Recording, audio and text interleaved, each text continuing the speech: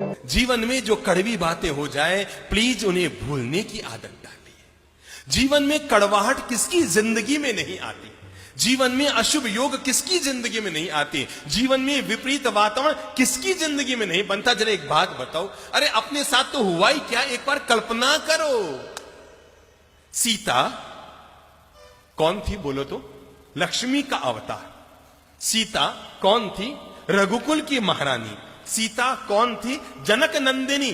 सीता कौन थी? भगवान की पत्नी। अब जरा कल्पना करो तो, पैदा होने के लिए रामायण कहती है उन्हें मां की कोख न मिली, जमीन को फाड़ कर आना पड़ा।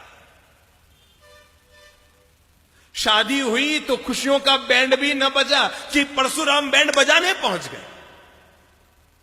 शादी करके अपने ससुराल 4 दिन सुख से न जी कि मंथरा और कैकेयी प्रकट हो गई। पति का साथ निभाने के लिए जंगल में गई तो रावण प्रकट हो गया। रावण के चंगुल से निकल कर आई तो अग्नि प्रकट हो गई। अग्नि परीक्षा में निकल कर आई तो धोबी प्रकट हो गया। दिमाग लगाओ, दिमाग लगाओ सब लोग, हर भाई हर बहन अपनी जिंदगी को एक बार तोल लो कि अगर मुसीबतें जिसे हम जिंदगी में कहते हैं, अरे हमारी जिंदगी में मुसीबतें आई क्या है। हम में से कोई दावा नहीं कर सकता कि मैंने सीता की जिंदगी में जो मुसीबतें आई उसका 1% में मुसीबतें जिंदगी में झेली। हम में से कोई पुरुष दावा नहीं कर सकता कि जितनी साधना में तकलीफें भगवान महावीर ने उठाई उसका 1000वां हिस्सा भी हम में से किसी ने नहीं झेला, किसी ने नहीं झेला। पर जरा देखो तो सही, मां की कोख नहीं, परशुराम आ गया, कैकेयी प्रकट हो गई, रावण प्रकट हो गया, अग्नि प्रकट हो गई, धोबी प्रकट हो गया। सीता को फिर वनवास जाना पड़ा। रघुकुल की महारानी को, भगवान की पत्नी को, लक्ष्मी के अवतार को अपनी संतानों को जन्म देने के लिए किसी ऋषि के आश्रम में जाकर शरण लेनी। हमारी हालत उससे बोलो अच्छी? शाबाश, बहुत अच्छी। हम में से हर महिला के साथ ऐसा नहीं हुआ जैसा सीता के साथ हुआ। पर मैं आपको यह बताना चाहता हूं, इतना कुछ होने के बाद भी सीता के मन में शांति थी, चेहरे पर मुस्कान थी और अंतर मन में औरों के प्रति पवित्र भावना थी।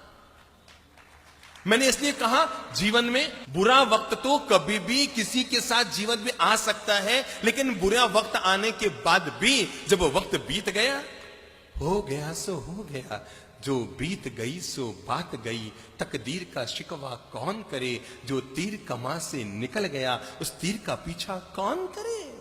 उसने आपकी जमीन दबा ली, नो प्रॉब्लम, जो मेरा है वो जाएगा नहीं और जो चला गया वो मेरा था ही नहीं। किस बात को लेकर मन में विषाद कर रहे हो और किस बात को लेकर मन में पीड़ा कर रहे हो। आपने 5 लाख किसी को दिए थे ये सोचकर कि बुढ़ापे में 5000 रुपया महीना आता रहेगा तो पति पत्नी दोनों सुख से रोटी खाते रहेंगे। मेरे भाई, नियत को बिगड़ते कोई वक्त नहीं लगता। बड़े बड़ों की नियत बिगड़ जाती है और सामने वाले ने आपके 5 लाख दबा लिए। चिंता मत करो, ऊपर वाले की व्यवस्था बड़ी गजब की होती है। वो 99 द्वार बंद करता है, तब भी जिंदगी में एक द्वार जरूर जरूर जरूर खुला रखता है। 99 बंद द्वारों को देखना, इसका नाम है विषाद, और खुले एक द्वार की तलाश करना, इसका नाम है जीवन का प्रसाद। भूल जाओ, किसी ने आपके साथ गलत व्यवहार किया, कब तक उसकी गांठ मन में बांधे रखेंगे।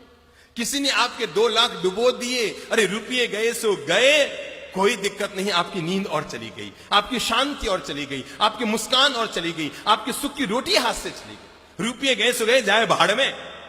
अरे सबके रुपये जाने ही हैं। आदमी जन्म लेता है ना तो लंगोट मां पहनाती, उसमें जेब नहीं होता, होता है क्या? और आदमी मरता है ना तो घर वाले कफन उड़ाते हैं, कफन में जेब नहीं होता। पर आदमी कितना मूर्ख होता है, जन्मने पर लंगोट में जेब नहीं, मरने पर कफन में जेब नहीं, और जिंदगी भर जेब जेब जेब जेब भरने में ही लगा रह जाता है। सबको छोड़ना है, सबको जाना है, छूट गया सो छूट गया, चला गया सो चला गया। जीवन का मंत्र याद रखो, जो मेरा है वो जाएगा नहीं और जो चला गया वो मेरा